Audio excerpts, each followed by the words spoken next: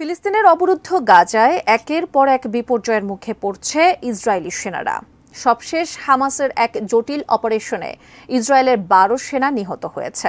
এদিকে হামাসের সঙ্গে যুদ্ধের সময় নিজেদের ট্যাঙ্কে আগুন লেগেই ৫ জন ইসরায়েলি সেনা নিহত এবং আরও ৭ জন আহত হয়েছে। তাদের মধ্যে আবার ৩ জনের অবস্থা আশঙ্কাজনক।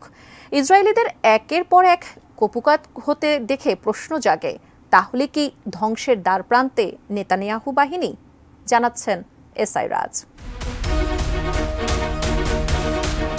গাজার উত্তরাঞ্চলের জাবালিয়া শরণার্থী শিবিরের কাছে ইসরায়েলি ডিফেন্স ফোর্সকে লক্ষ্য করে অভিযান চালিয়েছে ফিলিস্তিনের স্বাধীনতাকামী সংগঠন হামাস।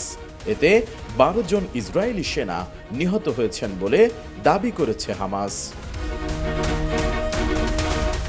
বুধবার এক বিবৃতিতে হামাস জানিয়েছে, উত্তর গাজার জাবালিয়া শরণার্থী শিবিরের কাছে ইসরায়েলি বাহিনীকে লক্ষ্য করে অভিযান চালায় হামাসের আল কাসাম ব্রিগেডের যোদ্ধারা।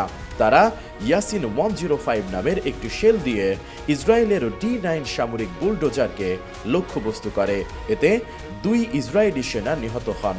পরে একটি বাড়িতে লুকিয়ে থাকা ইসরায়েলি ফোর্সকে লক্ষ্য করে গোলা নিক্ষেপ করে হামাস।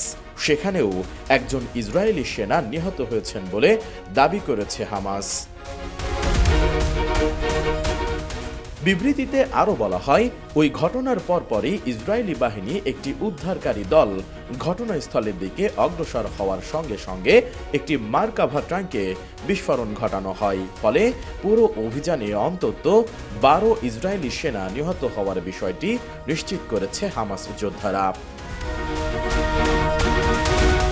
ভীষণ নিয়ে এলো ফুলঝুরি মেগা অফার সিজন 6।